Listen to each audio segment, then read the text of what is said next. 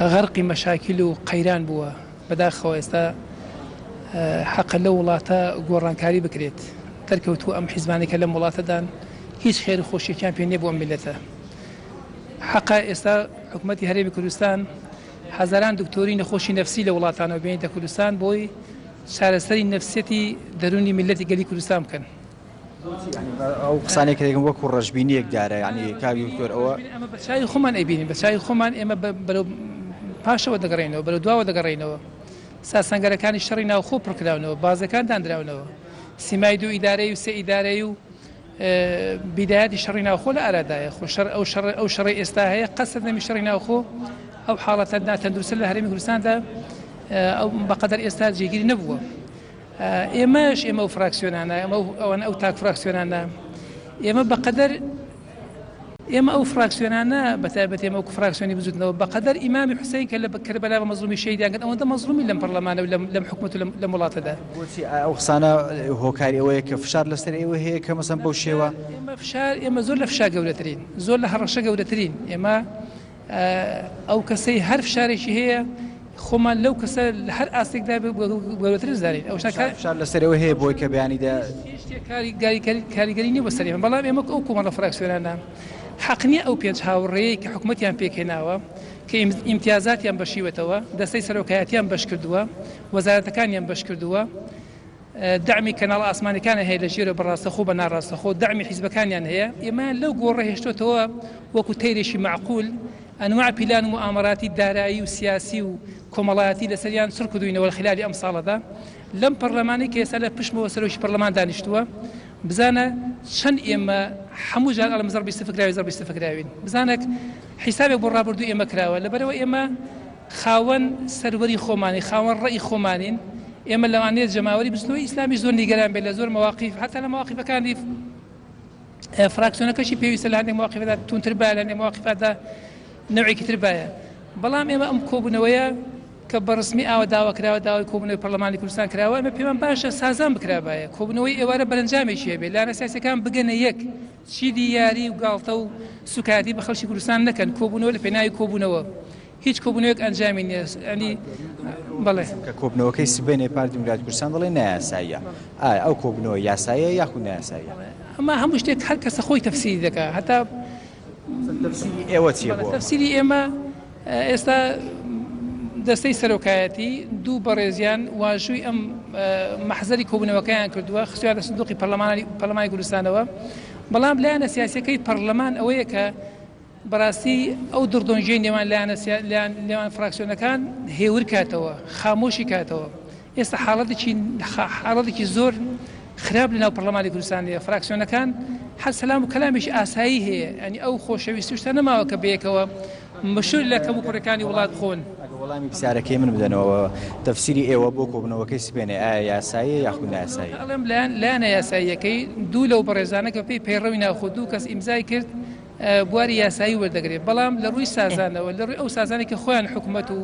پەرلەمانیا پێچەشی کردووە ئەو سازانەی تێدا بەدی ناکرێت لایەنێکی گەورەی حکومڕانی تێدا بەشدار نابێت ئەمە هەر ئەوە هەوەنتنی ئاو بە ئاسانی بەسات تێپەڕین لەگەڵ واقعا نایەتەوە یاسا بۆ خزمەتی خەڵکە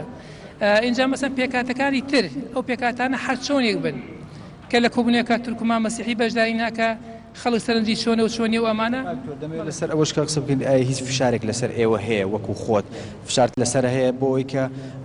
ئامادەی دانیشتنەکەی سبێنێ نەبی فشارەکان من مەسلەی هەڕەشە و فشار و ئەوانە کە هێندێک خەڵک ئەوەیەکەن من ئەندامێکم لە سەردەمی پێشمەرگاتی و هێناومانە تا دەگاتە ئێستا هەر کەسێک فشار دەکا ئەگەر 4-5 دوای بەپشتەوە بێ ئێمە لەو فشارە گەورەتری پارتی دموکراتی کوردستان داوای لە بستنەوەی ئیسلامی کردووە بۆ ئەوەی سبێنێ ئامادەی دانیشتنەکە نەبن ئەوانش خۆیانە هەوڵێکە ینی سراعێکی سراع ململانەیەکە ئەو ئێوێ ئەو بەس ئێمە ئەوە نییە کە بەشداری بکەین مانای ئەوەیە ئێمە دژی جەبهەیەک ڕاوەستاوین یاخود کە بەشداریمان نەکە دژ جەبهەیەکی تر ڕاوەستاوین ئێمە وەکو خۆمان وەکو بزوتنەوە وەکو فراکسیۆنی بزوتنەوە ئێمە ئازادین ئێمە نوێنەری دەنگدەرانی خۆمانین لە ماوەی ساڵانی ڕابردوشدا ئێمە ئەوەم دەستکەوێت دەمێ ئەو وەڵامم دەستکەوێت کە داوا لێوە کراوە بۆی کە بەیانی ئامادەی دانیشتنەکە نەبن هەڵبەتە هەر لایەنێک هەوڵی خۆی دات ینی تەلەفۆن نەکات هەوڵ ئەدا کە بەشداری نەکرێمەوە لە ڕووی برادەرایەتیەوە لە ڕووی ئەوەی کە بە داواش دەکات لەوانی پێ مەسلحەت لەوەیدایە لێکترازان ڕوونادا پێ و زانیارانی لە دەست ئێمەدا دیارە بژنەوەی ئیسلامی خۆشی داوای لە بەڕێز کردووە کە ئامادەی دانیشتنەکە نەبی ئەمە تا چەند ڕاستە من هەمیشە لەگەڵ بەڕێز ڕابەری گشتی بژنەوەی ئیسلامی لەگەڵ سەکردایەتی خۆمان لە هەماهەنگی داین ئێمە کارەکانمان بەڕاوێژە بەڵام دۆخی ینی فراکسیۆن چۆن نوێنەرایەتی جەماوەری بژنەوە دەکات نوێنەرایەت دەنگدەرانی خۆی نوێنەرایی پانتایەکی فراوانی خەڵکی کوردستانی دەکات ئێستا بۆ داهاتوو خەڵکێکی زۆری کوردستان چاوەڕێی هەڵوێستەکانی بزوتنەوەیە بزانێ ئەم بزوتنەوەیە هەڵوێستەکانی لەگەڵ ئەو دروشم و قسانەی فراکسیۆنەکان دێتەوە کە لە ساڵانی ڕابردوودا داویەتی و بەرزی کردوێتەوە و پشتی جەماوەری گرتووە لە گەرمیان و هەڵەبجە و سلێمانی و قەڵازێ و سەرتاسەری کوردستاندا یان شێوازێکی ترە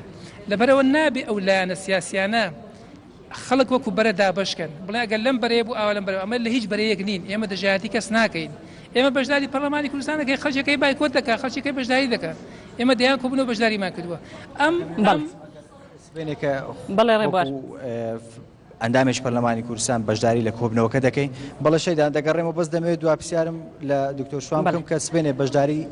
دەبی لە کۆبنەوەکە بۆ پرسیاری ئەوە ناکەی لەوانە یەک لە شەرتەکانی بزوتنەوە ئەوە بێت کام لایەن دەیە بە شریعەتی ئیسلامی سەرچاوی سەرشی یاسادانان بێت لە دەستورە بابە پێمان بڵێ هەتا ئەمە ڕێی خۆمانی پێ بڵێین لەگەڵی دابین بۆ سەرخستنی پرۆژەکەی بزانین ئایا ئامادەی ئەوە بکە ئەم حیزبانە پێش حیزبە بەس خەڵکی دووسکنی قەیرانی ئاین قەیرانی دەسەڵاتداری قەیرانی موچە قەیرانی ژیان ڕاوەستان بۆیان کرا بە ئۆکسیژنیشان خەڵکی قەتع دەکەێت ئێمە چاوەڕێی ئەو سازانە دەکەین بە تایبەتی ئومێد دەکەین کە ئەو کۆبوونەوەی ئێوارە سەعات 6 بەرەنجامێکی هەبێ بە سازان کۆتایی پێبێ ئەم پەرلەمانە نەبێتە مای لێکترازانی ڕیزەکانی خەڵکی کوردستان و لارە سیاسەکانی کوردستان سپاس بۆی کە لەگەڵمان بووی بەڵەشێ دەمەوێت ئاماژە بۆ